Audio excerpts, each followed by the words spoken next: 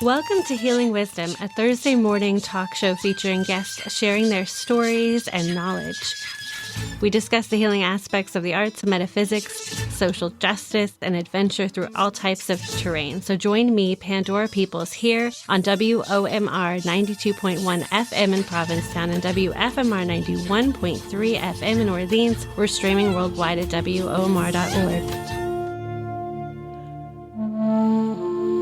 Healing Wisdom caught up with Mystic Journey, an award-winning musical duo with Suzanne Tang and Gilbert Levy. You can find their music at mysticjourney.net.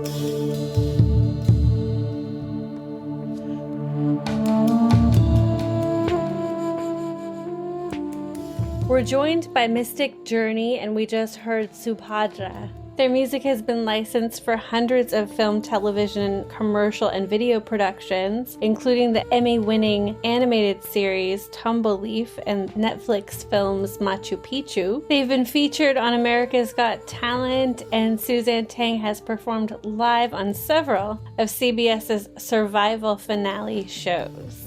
Welcome, Mystic Journey. Thank you, Suzanne and Gilbert, for being here with us today. It's our pleasure. Thanks for having us. Together, you've released 7 critically acclaimed albums. You've been regular featured performers at the Dalai Lama's International World Festival of Sacred Music, played live on Survivor and America's Got Talent. So what's more fun? Well, we love to record, and I think that's possibly our favorite thing to do. But, big, glamorous, wonderful, fun events are a highlight, So it's all fun. But yeah, I think creating these CDs is really what brings us the most fulfillment. You've played kirtan and ceremonial healing music for many years. Suzanne, you have a background in education for 40 years. What's the healing power of music? Yeah, so I'll preface by saying I went to UCLA to work on my PhD, and I finished the coursework. And then I realized at a point where I wasn't really encouraged to keep being a player, I made the decision to go on a leave of absence from the program, and immediately realized I'm so grateful for having been on that path, but my path is being more of a practitioner of playing music and conveying the healing powers of music through my music. And I enjoyed studying it, but it wasn't really where my strengths lay in terms of being a scientist, because I'm not a scientist. And so for me, it's very much spirit-oriented. And UCLA is a research university, so that wasn't enough to cut it for them. I wasn't about to start learning how to do scientific experiments, but I do believe, in entrainment and all the wavelengths of, impacting our organs and our essence. But for me, it really is personally just trying to bring a deeper sense of really deep relaxation through my music, and so that people can allow the healing to happen emotionally and physically. And so it's very not science oriented how I approach it. And it's really sort of intentional that way because I really feel that's who I am. So I really decided to just honor me and how I approach, music and healing. Gilbert, what are your thoughts on the healing power of music? I took a completely different path than Suzanne. I'm from New Orleans, and we was digging, playing music, getting high, and it was valid, it was legitimate, but it wasn't until I moved to Los Angeles, and I really couldn't play drums set in a little apartment, so I started playing hand drums like tabla and doumbek, and I encountered different people, and I started having a more spiritual bent. And then I had a significant hand injury in my right hand because I'm right-handed, and that was when I realized how much music meant to me and what I would go through to keep playing it. So I learned to play left-handed. That's when the spiritual realm took over in terms of my approach. Like it's purposeful now at my ripe old age, but I got there. Yeah, I've heard that, when you write with your left hand, it becomes a more creative process. So was it something similar when you started needing to rely more on your left hand? Good question. What it caused me to do, since I didn't have my go-to facility, I started playing more stringed instruments. I started expanding my compositional abilities on various instruments, keyboards and stuff. And I think it's served us well because the last 3 CDs, I think we kind of did them on our own. Maybe our string player in Los Angeles contributed some. So we became more self-contained and the compositions became more, I don't know if precious is the right word, but more precious to me. Our first couple of offerings, I don't get moved. Let's say when I listen to them, I reminisce, and this was fun and that was fun, and we were in this studio. Our more recent offerings, I really like to hear it. It really touches me. And it also makes me so grateful to be able to play with this wonderful person because she's, it's like having the best lead singer in the world. I'll chime in. It was really a really difficult period in our lives when Gilbert was going through his hand transition. And I think coming out of that, he became such a deeper musician, and it actually simplified our music in a way that, in terms of a lot of busyness, maybe it came to this really deep essence of less is more on his part, especially, and then the influence, rubbed off on my playing. So I think those later albums have a sense not only of really a high level of engineering skills, because he took that time to really take a deep dive, but also just really finding the core of what the music wants to say. A compilation of your music was used in the treatment of breast cancer for 50,000 patients. Can you talk about that? We were asked by Genentech to create a compilation CD for the patients that were receiving treatments of Herceptin for their breast cancer treatments. And we chose the pieces that we really thought would be really creating the mood for them to really just be able to be relaxed and accept this treatment, which can be invasive on the body. So that was really an honor. And it was a while ago, so it was pieces from our first 2 CDs, I think, a long time ago. And they made 50,000 copies, eventually it was. They kept adding more and more. So each person who was receiving the treatment received a copy of the CD. So that was a huge honor to be part of that process for these women.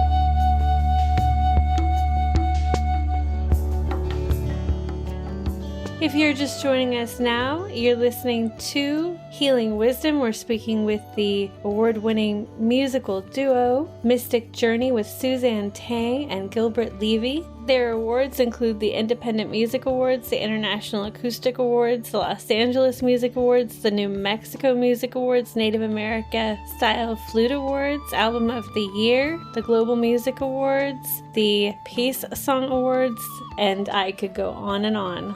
I asked Suzanne and Gilbert how moving from Los Angeles to Santa Fe affected their music. Two ways Santa Fe changed us. We were able to buy a house and have a studio that's always there. And that's a big difference, because when you pay money to do work in a studio, you can't help but look at the clock. And so you make quicker decisions. And now we just sit next to each other and flow. So there's that. And then Santa Fe is a beautiful place, and it's a much more fulfilling place than Los Angeles. We had a great time in Los Angeles. I was there for 28 years, but this is special and a good place to raise our boy. Yeah, I think that's the first thing I was going to say is because Miles, our son, who's now 22, we moved here when he was 7, and he really was the reason we ended up here. That's a longer story, but he basically tapped into us moving here and led the way. And he's been a huge part of our albums in terms of coming up with the names. Not that he was intentionally doing that, but he said, we live in a kingdom of mountains when he looked around us, because there are mountains all around us. And he came up with so many beautiful titles. But on a more practical sense, I think we didn't have a mission of changing our music. It's just that since we moved here and our band members were in Los Angeles still, it was harder to have the band be the core of it all. And then when COVID hit, it really became us creating the music. And then they would send us tracks, so they're very much a part of the music still, but it was just more practically evolving in that sense. Gilbert, you grew up in New Orleans. You were surrounded by music. You played with cool cats like Wynton and Branford Marsalis. What was it like growing up there? It was a great place to be a musical kid in, like watching the meters. Like the meters were playing in a club down the street, and Wynton and Branford were high school students.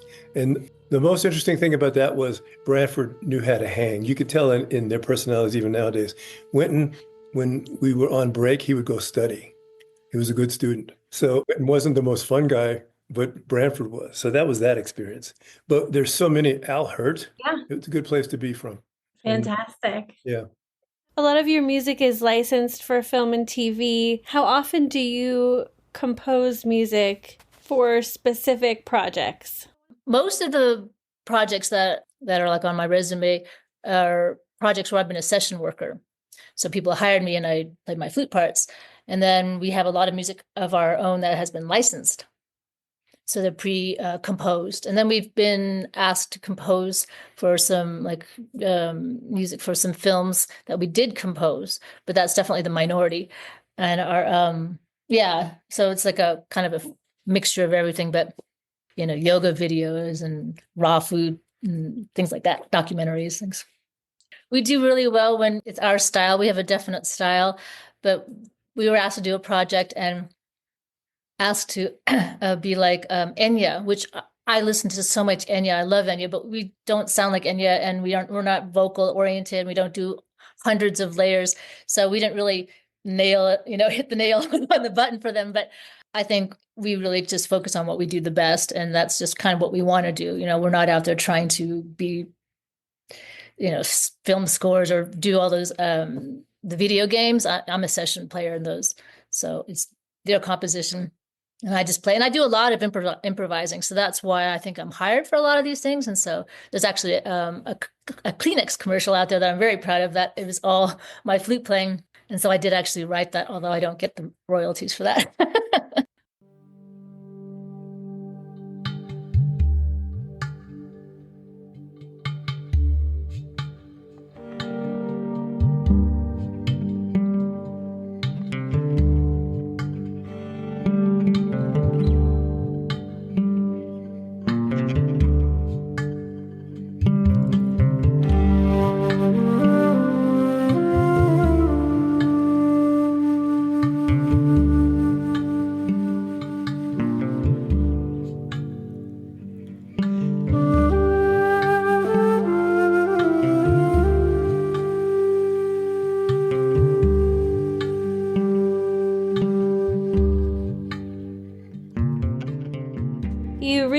won the Best Multiple Flutes Player Award from the World Flute Society. What do you love about playing the flute? Can you talk a little bit about its significance to you? Yeah, the flute became my voice from a young age. It's just, there's so many voices in the flute world too. These days, I gravitate towards the breathy flutes, the alto flute, the bass flute, the bamboo flute. It's very much a non-classical. I'm a classically trained flutist where you want this clear, pure tone. And I gravitate now towards this very kind of, big, open, lush, loose sound. So for me, it's just sort of my vehicle for just communicating that sort of relaxed breathiness. And, I think that's what I find most gratifying these days, is just to have that music that's got that, that center where it's very transformational in its tone. I'm all about tone and expression. So. You have a background in classical flute. I was a classical flutist, and then I went into ethnomusicology, which is research, and it's not playing the flute at all. It's just studying, music from all these different cultures. Can you talk about the flute in a ritual and ceremonial context, playing to live audiences and connecting with them? The way I started on this path was, I have my very special Chinese bamboo flute called a dizi, and it's my spirit flute, and I would play flute meditations after a lot of African drumming when I was in Boston. And this is in the 80s, the mid 80s, and now everyone calls it sound baths, but we were doing this before that term even existed, I think, where there were, we had probably 10 African drummers in the whole place, like 200 people were dancing for hours, which is just an ecstatic experience. It transformed me. I had never, ever experienced anything like that before. But nobody had any bowls. Bowls came along later. So after all the really incredible, joyous, energetic drumming, everyone would lie down on the ground at this huge church.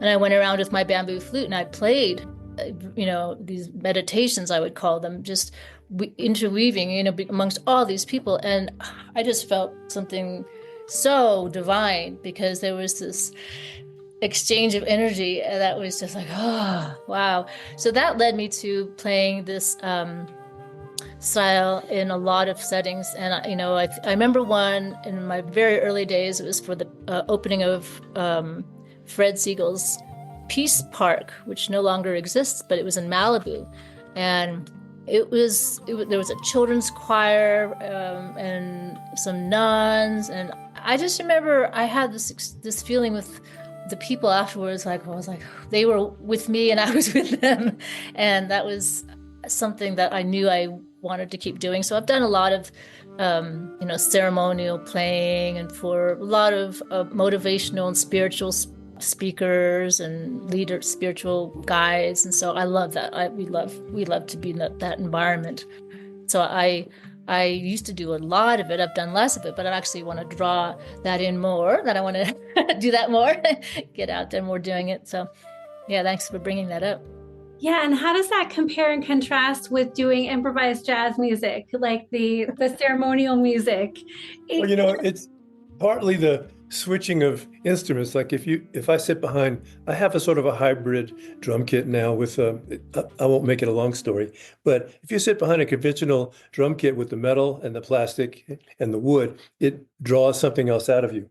But then if you play, I play a South Indian drum called a kanjira, and what it draws out of me, I mean, like it's the boss, I'm its instrument. And so it changes, once I started playing tabla and pakawaj and all the North Indian and South Indian instruments, it couldn't help but change my approach. So if I was to sit in now, I'd probably do okay, but I'm not that person anymore. And it's like, but the tradition of improvising is just as strong in what we do nowadays. Yeah, and Gilbert had a lot of years doing kirtan, with the devotional drums. So he was fully immersed in that world. I did some, but he was very much involved in a deep dive.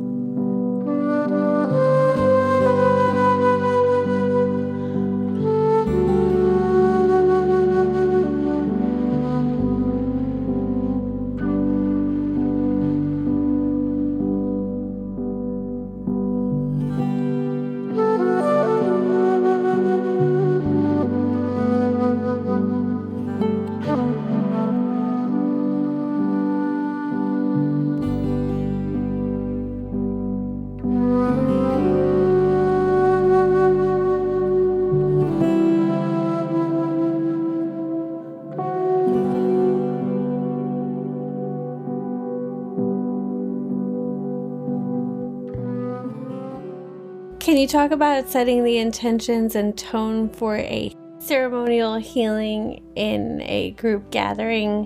What are your thoughts on calming the nervous system and altering brainwaves so that we're out of the beta and alpha states and get into the more relaxed theta state? Going gently deep, it's not like it's the ecstasy comes from allowing our audience to go within, sort of. It's not, I don't do much ecstatic drumming in the sense that most people are used to. So when we try, I don't know if we try to transform an audience, but when we do our thing, it's a subtle underlayment of spiritual intent, which I think changes their energy. But I would also add that, like in our concerts, especially when we're with our band, there is that element of bringing them up, we have a lot of big pieces and it is very dynamic, and then down afterwards, That's true. And even within our music, there is often, almost always, an arc where it starts like this and it builds, and then it will bring you to that peaceful place, which is just very natural for me to end that way, because that's just what I love to do. So I think even internally within the music, it does that. Yeah, especially live. Like even when it's a duo, we'll bring things up a bit, because I think after you go like this, it's easier to go like this. Now that you have the luxury of having your own recording studio, how often do you record? Do you go in there all the time? Well, we're ready to start our next CD. I mean, we're so eager to get in there. We got sidetracked with this educational video project for the past month, which took us into the studio every day, and so that put the CD on hold. Fortunately, we're not in there every day, but when we work on a CD, we're in there all the time, every day. I have, oh yeah, you've been in there. In the last week or Yeah. so, I have the center of our lives in Malibu was a place called the Malibu Pueblo. Our dear friend Andrew Beath just welcomed everybody, and he held gatherings. We played concerts there, and it burned down. And so I was inspired to write a song about the Malibu Pueblo. I never called it that, but that was his title. So if I called it Andrew's House, it wouldn't be the same. So I think I'll call it Malibu Pueblo. But so it pulled me in because I feel like we have to express ourselves and what that place meant to us. Yeah, and it's sounding good. I've been hearing it from my desk because I've been having to do a lot of desk work lately, but he's starting a beautiful piece and I can't wait to jump on it. Well, thank you so much for joining us today. Do you have any final thought you'd like to share with us, Mystic Journey? Since we brought it up, we want to send all of our friends in Los Angeles and all people that we haven't met yet who are suffering, to send you guys so much love, send you our prayers. So, get through this, okay? Nice to meet you, Pandora. Nice to meet you too. I've been feeling that prayers are really powerful, and there's something also about sharing music and ceremony with people. I had a group where we were doing full moon gatherings, particularly in Los Angeles, for a number of years, 10 years. And I feel like when somebody asks for a prayer, that's part of that group, when I send it, I feel, I guess, particularly as musicians, singers, and ceremonialists, I feel like people really open up and receive and give and receive. And I think it's in everybody, but when you connect with somebody in that capacity, in that way, and they ask for prayers, it feels so palpable immediately. And I think that's probably true of any group that prays together. Church communities and any group that prays together. So I think it's good for us to keep in mind that power of togetherness and oneness. Absolutely. Yeah.